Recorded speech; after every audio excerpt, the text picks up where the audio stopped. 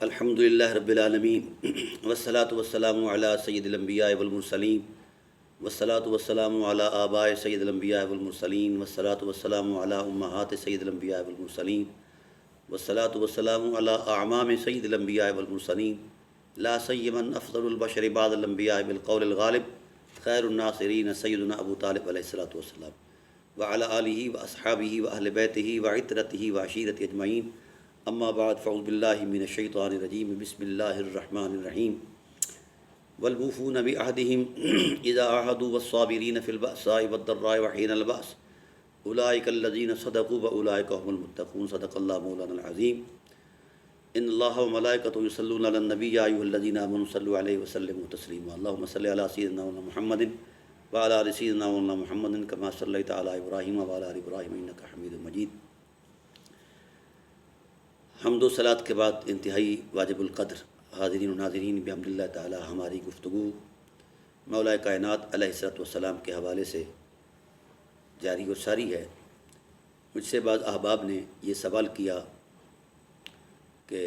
مولا کائنات علیہ الصلوۃ والسلام کی افضلیت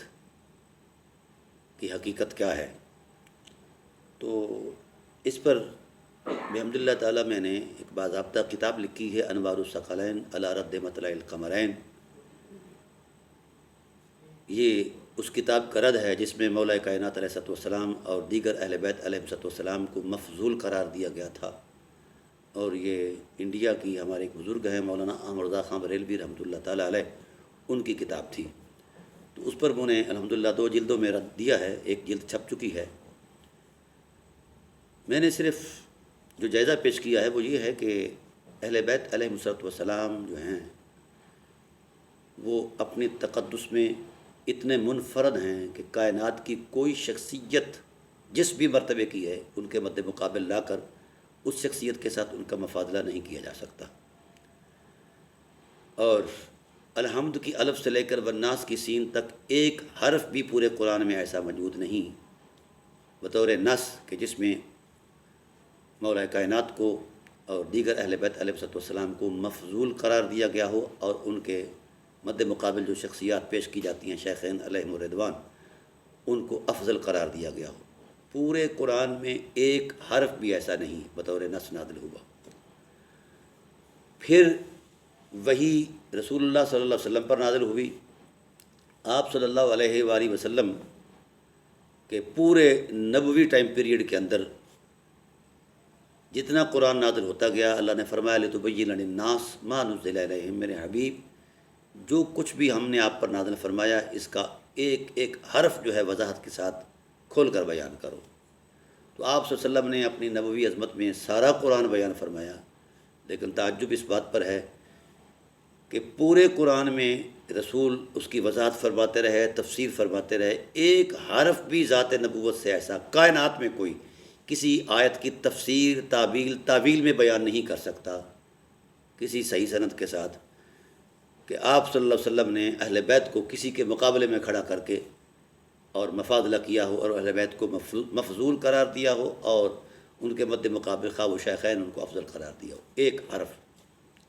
نبوت کی زبان سے ایسا نہیں۔ تیسری عظمت ہے اصحاب رسول علیہ الرضوان جو قرآن کے پہلے مخاطب ہیں۔ تو میں نے پورے قرآن کی 1200 سے زیادہ تفاسیر کا مطالعہ کیا ہے اور دیکھا ہے کسی بھی صحابی سے ایک حرف منقول نہیں قرآن کریم کی کسی آیت کی تفسیر میں، توضیح میں، تعویل میں، تعبیر میں ایک حرف بھی ایسا کہیں میسر نہیں کہ کسی نے ثقلین کو یعنی اہل بیت علیہ السلام کو اور شیخین کو سامنے رکھ کر کوئی مفاضلہ کیا ہو۔ تو اصحاب رسول علیہ الرضوان سے بھی یہ بات ایسی منقول نہیں ہے، ایک حرف بطور نص موجود نہیں ہے۔ اس کے بعد تابعین کا دور آتا ہے جو دوسرا درجہ ہے قرآن پاک کی تعبیر اور تفسیر کے اعتبار سے، تو انہوں نے بھی کسی آیت کی تفسیر اور توضیح میں یہ بات نہیں کی۔ تو تفسیری اثاثے میں اس کا جو آغاز ہوتا ہے وہ 6 صدی ہجری میں ہوتا ہے تفسیری اثاثے میں، اور اس آغاز کرنے والے کا نام امام فخر الدین رازی علیہ رحمہ ہے۔ تو انہوں نے کچھ آیات سے یہ مفاضلہ کیا ہے، استدلال کیا ہے، تو میں نے اس کا پورا جائزہ جو ہے اپنی انوار الثقلین کے پہلی جلد میں لکھ دیا ہے کہ ان کے اس جائزے کی کوئی حقیقت نہیں، نہ ان کے پاس کوئی دلیل ہے، نہ ان کے پاس کوئی معقول عقلی جہات ہیں، اور نہ ہی کوئی علمی تعبیر ہے۔ تو بلا دلیل دعوی باطل ہوتا ہے۔ تو امام راضی جو ہیں بے شک بڑے مفسر ہیں، لیکن ان کو تشریعی اعتبار سے شارع کی حیثیت حاصل نہیں ہے، اور نہ ہی ان کی ذات شرعی دلیل کی حیثیت رکھتی ہے۔ تو اس سارے جائزے میں بعض لوگوں نے، ان کے بعد کے لوگوں نے انہی کا چربہ استعمال کیا ہے، ایون کہ اعلیٰ حضرت رحمۃ اللہ تعالیٰ علیہ نے بھی انہی کے کلام کا چربہ استعمال کیا ہے۔ تو اہل بیت علیہم السلام اجزائے وجود نبوت ہیں، اس بات کو اعلیٰ حضرت علیہ رحمہ بھی تصریح فرماتے ہیں۔ تو جب وجود نبوت کا کسی کے ساتھ موازنہ مفاضلہ جائز نہیں ہے، تو اجزائے نبوت کا کیسے جائز ہو سکتا ہے؟ اور جو روایات اس سلسلے میں انہوں نے بیان فرمائی ہیں وہ روایات 18 ہیں، 18 میں سے 14 موضوع اور من گھڑت روایات ہیں، اور 4 روایات ایسی ہیں جو انتہائی ضعیف ترین ہیں، ان کا بھی نصاً اس مفاضلے سے تعلق ہی کوئی نہیں ہے۔ تو کہیں سے بھی دلیل شرعی کی بنیاد پر مولا کائنات علیہ السلام یا اہل بیت علیہ السلام کا کسی کے ساتھ کوئی مفاضلہ اور موازنہ ہے ہی نہیں، بلکہ رسالت پناہ عالم صلی اللہ علیہ وآلہ وسلم نے اس موازنے کو ناجائز قرار دیا ہے، اور فرمایا وَلَا تُقَدِّمُوهُمَا فَتَهْلِكُوا، بھئی ہلاک ہو جاؤ گے اگر تم نے اہل بیت کا کسی کے ساتھ تقدم کیا، کسی کے ساتھ موازنہ کیا یا کسی کو مقدم سمجھا کسی بھی اعتبار سے، یہ ہلاکت ہے۔ تو جب جس چیز سے روکا جائے، منع کیا جائے، اور اس کے مفاسد بھی بیان کر دی جائیں، تو وہ قطعاً حرمت ثابت ہوتی ہے۔ تو اہل بیت علیہ السلام کا کسی کے ساتھ بھی مفاضلہ بیان کرنا یہ حرام ہے، اور یہاں تک فرمایا وَلَا تَسْبِقُوهُمَا، خبردار ان سے کسی کی سبقت بھی بیان نہیں کرنی، فَتَهْلِكُوا، ہلاک ہو جائے گا۔ وَلَا تَقْصُرُوهُمَا، ان کی شان میں ایک رتی برابر سینٹی میٹر بھی کمی نہیں کرنی، فَتَهْلِكُوا، ورنہ ہلاک ہو جاؤ گے۔ تو جب جس عمل پر رسالت ہلاکت کا تصور دے رہی ہے کہ وہ ہلاک ہو جائیں گے، برباد ہو جائیں گے، اب اس عمل کو مذہبی شکل دینا یہ تو امت کو ہلاک کرنے کے مترادف ہے۔ تو مولا کائنات ہوں یا اہل بیت علیہ السلام ہوں، کوئی بھی فرد عظمت کسی کے مد مقابل نہ پیدا کیا گیا ہے، نہ ان کو بیان کیا گیا ہے۔ اہل بیت علیہ السلام کا قرآنی آیات کے مطابق الگ سے تشخص ہے،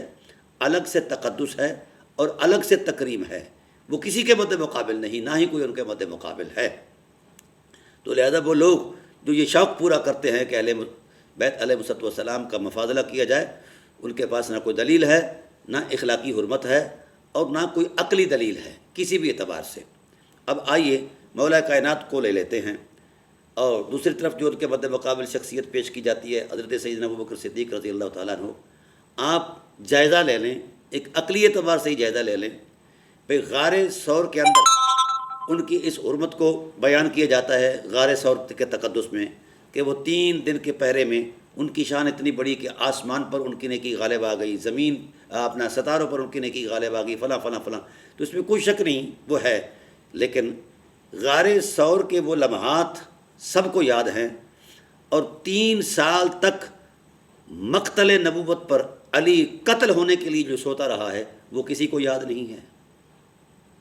یہ افضلیت کا وہ معیار ہے جہاں کوئی نہیں پہنچ سکتا۔ اور پھر شب ہجرت وہ بھی قتل ہونے کے لیے مولا کائنات سوئے، تو بھئی غار ثور کا تقدس جہاں حفاظتی اقدامات موجود ہیں، کھانے پینے کے لیے اشیاء ضرورت موجود ہیں، اور ماحول بھی بڑا خنکی والا موجود ہے،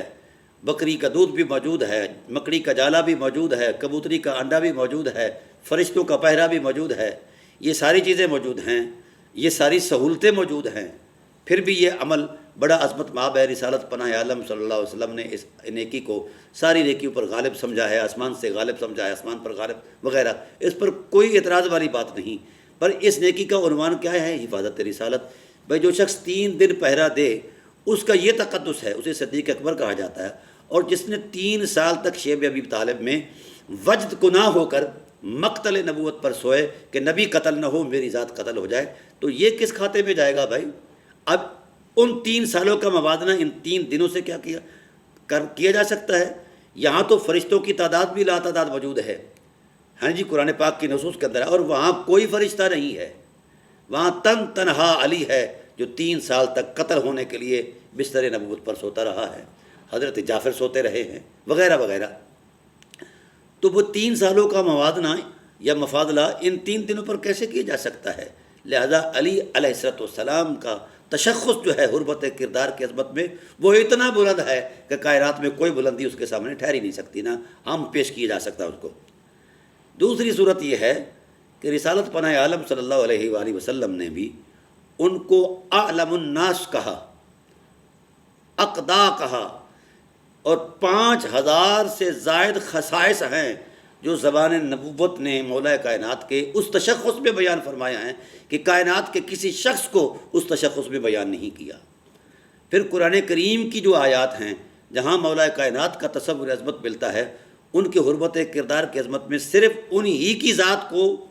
ملحوظ رکھا گیا ہے، کوئی شخص ان کے مقام پر فرد معنی نہیں بن سکتا۔ مثلا انما یرید اللہ لیذھب عنکم الرجس اہل البیت ویطہرکم تطہیرا میں جو اہل کسا ہیں، ان میں اس عظمت میں، اس تشخص میں اہل کسا کے علاوہ کوئی کائنات کا فرد نہ شامل معنی ہو سکتا ہے، نہ ہی ان سے کوئی آگے بڑھ سکتا ہے۔ تو اسی طرح آیت مودت ہے، قل لا اسألکم علیہ اجرا الا المودۃ فی القربى، اس پر بھی صاحب وحی صلی اللہ علیہ وسلم سے پوچھا گیا کہ وہ قربا جن کی مودت ہم پر واجب ہے وہ کون ہے؟ تو آپ نے وہاں اہل بیت علیہ السلام کا نام لیا اور مولا کائنات کو بطور خاص بیان فرمایا ہے۔ تو پھر اس معنی آیت میں کوئی اور شخص کائنات کا کسی بھی اعتبار سے فرد معنی نہیں بن سکتا، لہذا یہ وہ افضلیت ہے جس کے سامنے مفضولیت کا تصور ہی نہیں دیا گیا۔ تو ہم کس سے کہیں کہ کس سے وہ افضل ہیں؟ نہیں، وہ علی الاطلاق افضل ہیں۔ وہ آیت کریمہ جو مولا کائنات علیہ السلام کو معنی آیت بنا کر بیان کیا گیا، آیت صلاۃ ہے، ان اللہ و ملائکتہ یصلون علی النبی یا ایھا الذین آمنوا صلوا علیہ وسلم تسلیما۔ تو اصحاب رسول نے کہا کہ یا رسول اللہ علمنا الصلاۃ، ہمیں صلاۃ سکھا دیجیے۔ تو حضور سید عالم صلی اللہ علیہ وسلم نے اللہ کی وحی کی روشنی میں بیان فرمایا، قولوا اللہم صلی علی محمد وعلی آل محمد کما صلیت علی ابراہیم وعلی آل ابراہیم انک حمید مجید۔ تو آل محمد میں مولا کائنات ایک منفرد شخصیت ہیں، تو اس اعتبار سے بھی اس آیت کا معنی وہ ہیں، دوسرا کوئی فرد کائنات کا کسی بھی اعتبار سے معنی بن ہی نہیں سکتا۔ تو اعلیٰ حضرت رحمۃ اللہ تعالیٰ علیہ نے بھی تفضیل کے 2 اعتبار قائم کیے ہیں، کسی کو کسی پر وصف مشترک میں تفصیل دینا، کہ یعنی کچھ لوگ عالم تو ہیں، ان میں سب سے زیادہ عالم کون ہے، یا افضل تو ہیں، سب سے زیادہ افضل کون ہے، تو وہ ہے وصف مشترک میں تفضیل۔ اور اگر وصف مشترک کا اعتبار کیا جائے تو جتنے اوصاف کے اندر اصحاب رسول علیہ الرضوان کی عظمت کو بیان کیا گیا ہے اور ان کے حرمت کردار کو بیان کیا گیا ہے، تو ان اوصاف میں وصف کی عظمت میں بھی سب سے پہلا عظمت معنی جو ہے وہ مولا کائنات کی ذات والا صفات ہے۔ مثلا سبقت ایمان جو ہے یہ ایک اعلیٰ تشخص ہے، اعلیٰ وصف ہے، اس وصف میں بھی رسالت کی گواہی موجود ہے کہ اولہم سلما وعالمہم علما، علی وہ ہے جو سب سے پہلے اسلام لایا ہے اور وہ ہے جو سب سے بڑا عالم ہے۔ تو یہ اوصاف زبان رسالت نے بیان فرمائے ہیں، اس میں کسی مذہب کی تراش خراش کا کوئی نہ اعتبار کیا جا سکتا ہے، نہ کسی کو قبول کیا جا سکتا ہے۔ وہ مذہب کوئی ہو، کہیں سے بھی آیا ہو، حجرے سے بھی آیا ہو یا کہیں سے بھی آیا، اس کی کوئی حقیقت نہیں ہے رسالت پناہ عالم صلی اللہ علیہ وسلم کے زبان اقدس کے سامنے۔ پھر اسی طریقے سے آپ صلی اللہ علیہ وسلم نے جو ان کی خصوصیات بیان فرمائی ہیں، ان کے ولایت کے ٹائٹل کو بیان فرمایا ہے، من قلت مولا وھذا علی المولا، یہ وہ تشخص ہے، یہ وہ انفرادیت ہے جہاں کائنات کا کوئی فرد نہیں کھڑا ہو سکتا، نہ سامنے آ سکتا ہے۔ تو میں نے 5000 کا ایک فگر دیا ہے، الحمدللہ تعالیٰ وہ ریکارڈ پر موجود ہے۔ تو چونکہ اب وقت کے دامن میں اتنی گنجائش نہیں ہوتی کہ ہم چھوٹے سے کلپ میں اتنی باتوں کو بالاستیاب بیان کریں۔ پھر جتنی بھی آیات آئی ہیں جہاں جہاں مولا، ہاں دوسرا اعتبار جو ہے فضیلت کا، وہ اعلیٰ حضرت فرماتے ہیں وہ ہے کہ جس میں صرف وہی صاحب فضیلت مفہوم ہو، مضمون ہو، اور وہی مقصود ایک متکلم ہو، دوسرا کوئی مقصود ہی نہ ہو اور دوسرے کو اس معنی میں بیان ہی نہ کیا جا سکے۔ تو بار اس اعتبار سے بھی جتنی آیات مولا کائنات کی حرمت میں آئی ہیں، وہ تمام آیات جو ہیں، آیات قصہ ہے، آیات مودت ہے، آیات صلاۃ ہے یا اور آیات ہیں، وہ تمام آیات مولا کائنات کی اس حرمت کو بیان کر رہی ہیں کہ کائنات کا کوئی شخص، کوئی فرد ان آیات کا معنی نہیں بن سکتا۔ تو یہ وہ انفرادیت ہے، عظمت ہے، وہ تشخص ہے، وہ حرمت ہے، وہ افضلیت ہے کہ اس کے مد مقابل کوئی افضلیت ہے ہی نہیں۔ دو اعتبارات جو اعلیٰ حضرت نے قائم فرمائے تھے افضلیت کے، وہ دونوں اعتباروں میں پہلا عنوان ہی مولا کائنات علیہ السلام ہے۔ اگر وصف مشترک میں تفضیل کا تصور ہے تو اس میں بھی زبان نبوت میں اعلم جسے کہا، اسلم، اقدم کہا اور اقدا کہا، تو بھائی اس سے آگے بڑھ کر کون شخص ہو سکتا ہے؟ کسی کا کوئی تصور ہی نہیں ہے۔ یہ وصف مشترک کا تصور تھا۔ اب اگر غیر وصف مشترک ہو تو یعنی انفرادیت کا ٹائٹل ہو کہ مد مقابل کوئی مفضول ہی نہ ہو، تو اس پر بھی مولا کائنات ہی نظر آتے ہیں، تمام آیات میں بھی اور تمام روایات میں بھی۔ آپ چلے جائیں جناب والا خیبر،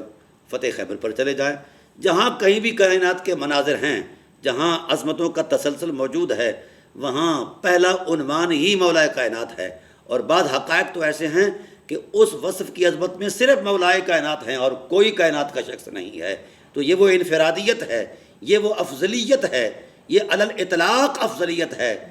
کہ جس کے مد مقابل یا جس کے ماتحت کوئی مفضولیت کا تصور ہی کوئی نہیں ہے۔ یہ منفرد افضلیت ہے، اور یہ ساری قطعیات بھی چیزیں ہیں، کوئی ایسی چیز نہیں جس کو ظن اور تخمینے سے بیان کیا گیا ہو، یا قرآن کی آیات ہیں یا مصطفیٰ کے ارشادات ہیں۔ تو اس لیے میں یہ سمجھتا ہوں کہ مولا کائنات کے مد مقابل کسی شخصیت کو لا کر کھڑا کرنا یہ مزاج نبوت کے بھی خلاف ہے اور مشیت خدا کے بھی خلاف ہے، اور چونکہ اس پر دلیل ہی کسی کے پاس نہیں ہے، کوئی دلیل شرعی لے آئے پیش کرے کہ اس دلیل کی روشنی میں فلاں شخصیت جو ہے وہ مولا کائنات سے کہیں افضل والا ہیں، تو ایسی کوئی بات نہیں ہے۔ تو لہذا مولا کائنات کی منفرد افضلیت ایک قطعی اور یقینی حقیقت ہے۔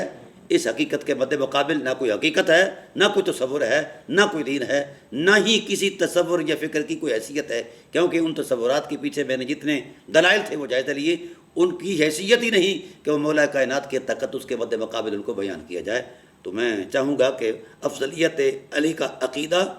یہ صرف شیعہ سنی کے مابین نہیں ہے، یہ وہ مسلم حقیقت ہے جو خدا کے ہاں بھی تسلیم کردہ ہے، مصطفیٰ کے ہاں بھی تسلیم کردہ ہے۔ اس لیے میں شیعہ ہوں یا سنی ہوں، ان کو یہی کہتا ہوں کہ مولا کائنات کے مد مقابل کسی کو لا کھڑا کرنا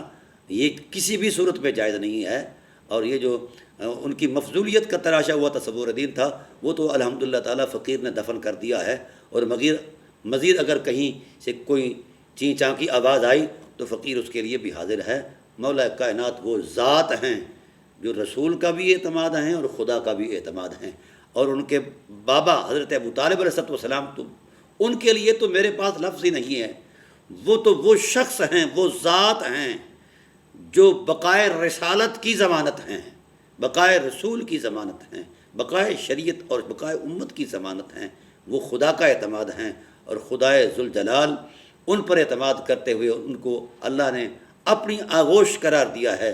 اور اپنا دامن رحمت قرار دیا ہے، اور حضور کی ذات کو ان کی ذات میں انضمام کر دیا ہے اور ملا دیا ہے۔ یہ ذمیت ہے ان کا تشخص، صحابیت ان کے قد سے بہت چھوٹی ہے۔ لہذا حضرت مولا کائنات علیہ السلام صحابیت میں بھی افضل و اعلیٰ ہیں، اور مرتبہ اہل بیت میں بھی افضل و اعلیٰ ہیں، اور اپنے کردار کی حرمت میں بھی وہ وہاں پہنچے ہیں جہاں کوئی نہیں پہنچ سکا۔ تو غزوہ بدر جو ہے، غزوہ خیبر جو ہے، وہ اس کی عینی شہادت ہے کہ ساری کائنات، پورا اسلام اور پورے اصحاب وہ اس مشکل میں تھے کہ غزوہ خیبر جو ہے وہ سر نہیں ہو رہا، قلعہ خیبر جو ہے وہ سر نہیں ہو رہا۔ تو پھر حضور صلی اللہ علیہ وسلم نے ایک بشارت دی، اور جس کا کل معنی اور مصداق صرف مولا کائنات ہے کہ کل میں لأوتین الرایۃ غداً، اس کو جھنڈا دوں گا کل، جو خدا سے ٹوٹ کر پیار کرتا ہے